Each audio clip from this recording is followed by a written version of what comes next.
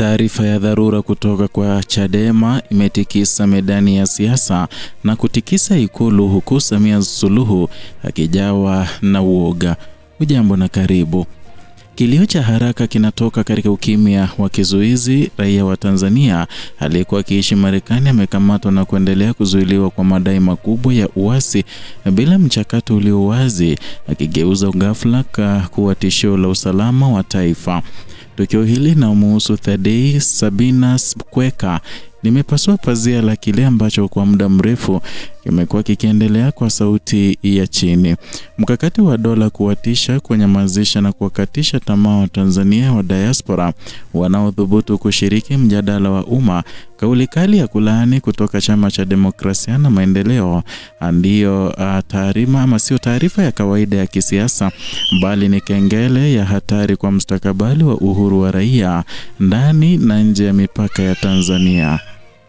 Kwa mujibu wa maelezo yaliyotolewa, kukamatwa kwa Thadei Kweka kulitokea alipokuwa nchini kwa masuala ya kifamilia, mazingira yanayodhoofisha hoja ya uharaka wa usalama wa taifa.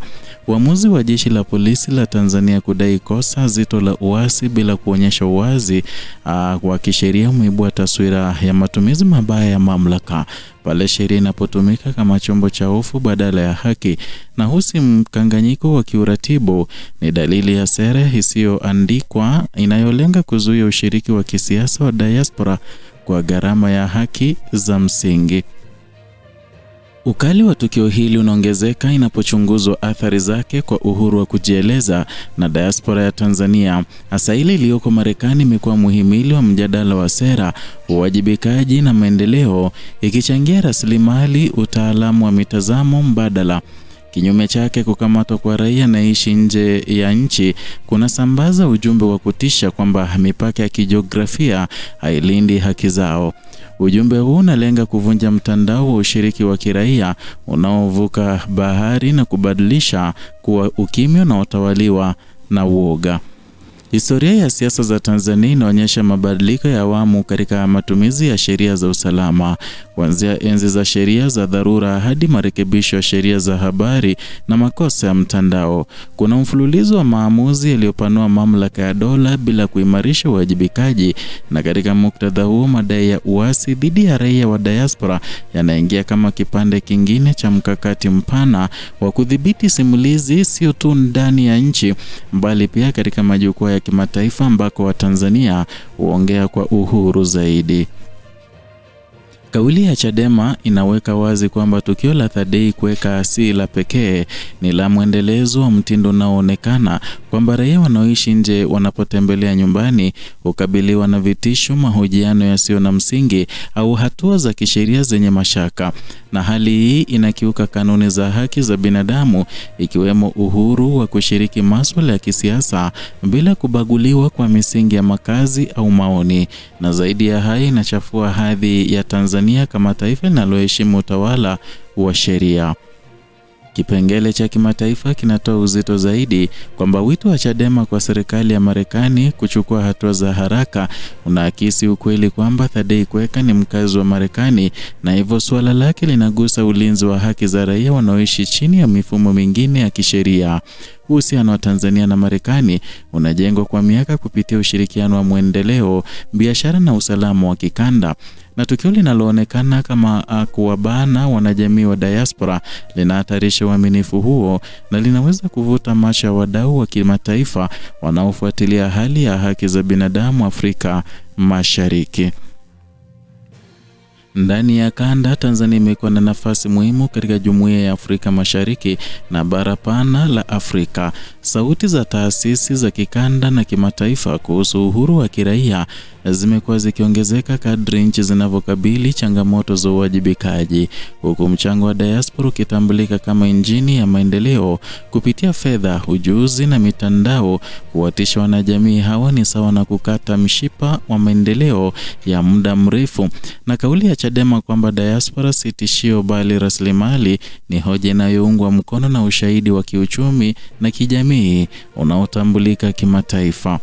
Kisheria, hoja ya mchakato wa haki inabaki kuwa kitovu cha mjadala kuzuia raia kwa madai mazito bila uwazi, bila upatikanaji wa haraka wa huduma za kisheria na bila taarifa kamili kwa familia na wawakilishi wa kisiasa wanapingana na msingi ya haki ya asili. Katika mazingira kama haya, dola inapoonekana kuwa hakimu na mshtaki ama mshtaki wa wakati mmoja, imani ya umma inaporomoka. Hilo ndilo shimo ambalo mataifa mengi yameangukia, na matokeo yake ni mzunguko wa hofu, kutoaminiana na migogoro ya muda mrefu. Athari za kijamii ni nzito, na ujumbe unaowafikia Watanzania walioko nje ni kwamba ushiriki wao katika mijadala ya taifa unaweza kuwageukia kuwa adhabu wanaporejea nyumbani. Hii inazalisha kujitenga kwa hiari, kupungua kwa uwekezaji wa kijamii na kukauka kwa mawazo mapya. Taifa linalofukuza sauti zake wenyewe, hasa zile zilizo nje ya mifumo ya utegemezi wa ndani, hujikuta ikijirudia na kudumaa. Kisiasa, tukio hili linaingia katika muktadha wa ushindani wa vyama na mazingira ya uwazi. Haswa Chadema kama chama kikuu cha upinzani kimekuwa kikikosoa matumizi ya dola dhidi ya wapinzani na wanaharakati, na kauli yake kali juu ya Thadei Kweka inakusudia kuweka swala hili katika jukwaa la kitaifa na kimataifa, si kama kesi binafsi bali kama kioo cha mfumo mzima. Na hapa hoja hiyo sio hatima ya mtu mmoja pekee, ni mwelekeo wa nchi katika kuheshimu tofauti na haki. Kihabari, sakata hili lina mvuto mkubwa wa SEO na majukwaa ya kidijitali kwa sababu linagusa masuala yanayotafutwa sana: haki za binadamu, diaspora, Tanzania, Marekani, polisi na uhuru wa kujieleza. Lakini zaidi ya maneno muhimu, kuna simulizi la kibinadamu linalohitaji kuandikwa kwa uangalifu, ambalo ni simulizi linaloonyesha jinsi sera zinavyogusa maisha halisi, familia na mustakabali wa taifa. Hapo ndipo uandishi wa kina unapopata nafasi yake, ukivuka vichwa vya habari na kuingia kwenye mizizi ya tatizo. Na katika mizani ya diplomasia, wito wa kuingilia kati unaelekeza macho kwa balozi na taasisi za kimataifa. Ushirikiano wa kimataifa haujengwi tu kwa mikataba ya kiuchumi, bali pia kwa heshima na maadili ya msingi. Na nchi inayotaka kuaminika lazima ionyeshe kwa vitendo kwamba inalinda haki za raia wake popote walipo. Kinyume chake, visa vya kukamatwa kwa utata vinapunguza nguvu ya hoja za serikali katika majukwaa ya kimataifa. Kwa Tanzania, uchaguzi wa njia ni wazi lakini mgumu. Inaweza kuendelea kutumia hofu kama mbinu ya muda mfupi ya kudhibiti sauti, au ikichagua uwazi na uwajibikaji kama msingi wa udhabiti wa muda mrefu.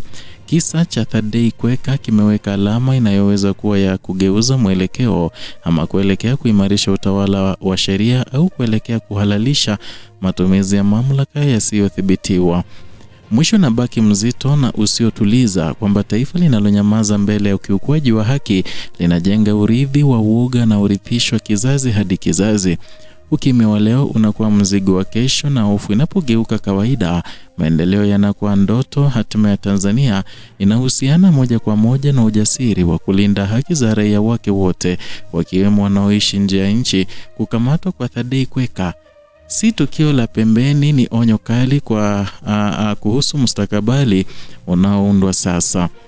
Na kutochukua hatua kuna maanisha kukubali hatari hiyo ikue, na kukubali kwamba nguvu ya dola ishinde sauti ya umma, na gharama ambayo taifa lolote huchangia kwa vizazi vijavyo. Ndiyo taarifa tuliyokuandalia siku ya leo kutoka hapa Kenyascope, channel yako pendwa ambayo inakuletea taarifa hizi pamoja na zingine bila kubindisha na vile bila kuegemea upande wowote. Zidi kuwa nasi kwa taarifa kama hizi kila wakati. Subscribe, like na kushare video zetu.